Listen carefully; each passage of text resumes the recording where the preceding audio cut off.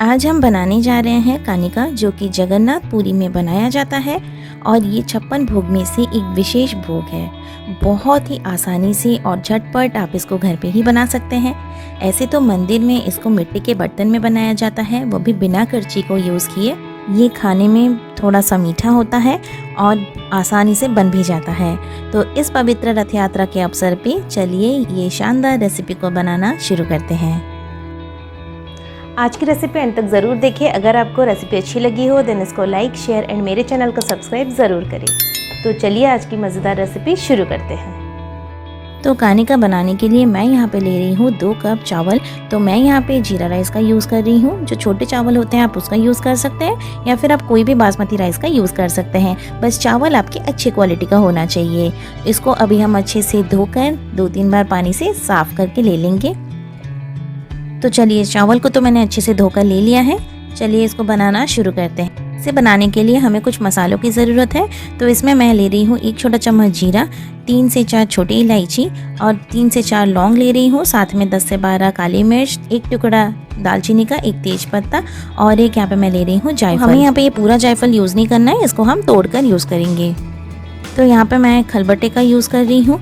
ये जो जायफल है इसको हम अभी तोड़कर ले लेंगे, क्योंकि जायफल वैसे तो बहुत ही स्ट्रॉन्ग फ्लेवर में होता है, तो हमें इतना ज़्यादा जायफल नहीं चाहिए। हमें छोटे मटर के दाने जैसा ही जायफल का टुकड़ा चाहिए। तो चलिए इसको तोड़कर ले लेंगे। तो ये देखिए मैंने तो इसको टुकड़ा बना लिया है। तो हम इसमें से एक छोटा टुकड़ा ले लेंगे और बाकी के जो जायफल है उसको हम साइड में रखेंगे। अब इन सारे मसालों को हम खलबट्टे में पीस कर ले लेंगे। आप अगर यहाँ पे मिक्सी का यूज़ कर रहे हैं तो मसाले आप थोड़े से दरदरे ही पीसें। उसको पल्स मोड पे 2 से 3 सेकंड के लिए चला के बंद करते हुए इसको पीस लें।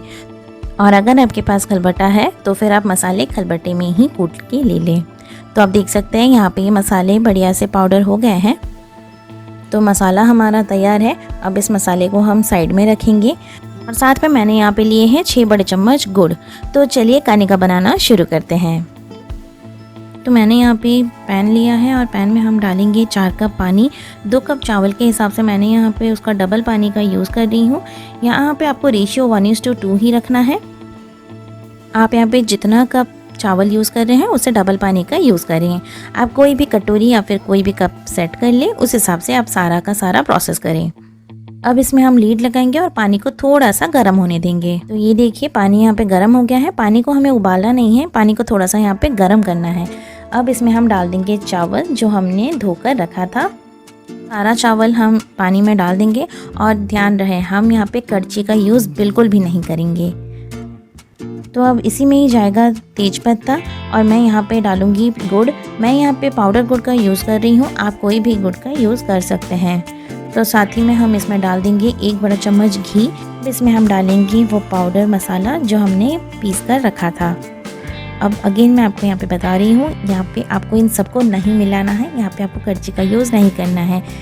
गैस के फ्लेम को लो टू मीडियम रखेंगे और लीड लगा के 10 से 15 मिनट के लिए कुक होने देंगे। लगभग 15 मिनट हो गए हैं। चलिए इसको चेक करते हैं। तो आप देख सकते हैं एकदम परफेक्ट चावल बनकर तैयार है। अब ऊपर से मैं यहाँ पे डालूंगी थोड़े से काजू एंड किशमिश। अब गैस की फ्लेम को पूरा धीमा रखेंगे और लीड लगा के 2 मिनट के लिए इसको कुक करेंगे।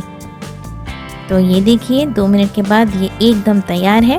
ऊपर से मैं डालूंगी 1 चम्मच घी। ये ऑप्शनल है बट यहाँ पे आप ज़रूर डालें, इससे बहुत ही बढ़िया टेस्ट आता है। लीड लगा के 1 मिनट के लिए घी को मेल्ट होने देंगे।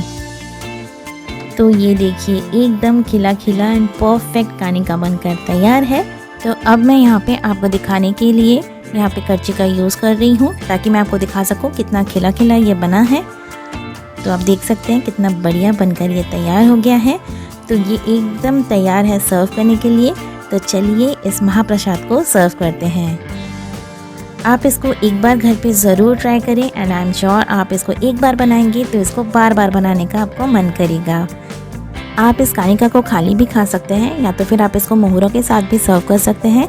वो रेसिपी मैंने अपने चैनल पे अपलोड किया है, इसका मैं लिंक आपको डिस्क्रिप्शन बॉक्स में दे दूँगी।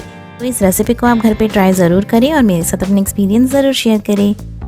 आई होप आपको आज की रेसिपी अच्छी लगी है। अगर आपको आज का वीडियो अच्छा लगा है तो इसको लाइक एंड शेयर करना ना भूलें और मेरे चैनल को सब्सक्राइब ज़रूर करें और साइड में दिए गए बेल आइकन को भी ज़रूर से प्रेस करें ताकि मेरी न्यू वीडियोस की नोटिफिकेशन आप तक जल्दी पहुंच सके। फिर मिलेंगे न्यू रेसिपी के साथ नेक्स्ट वीडियो में। Till then take care, bye bye.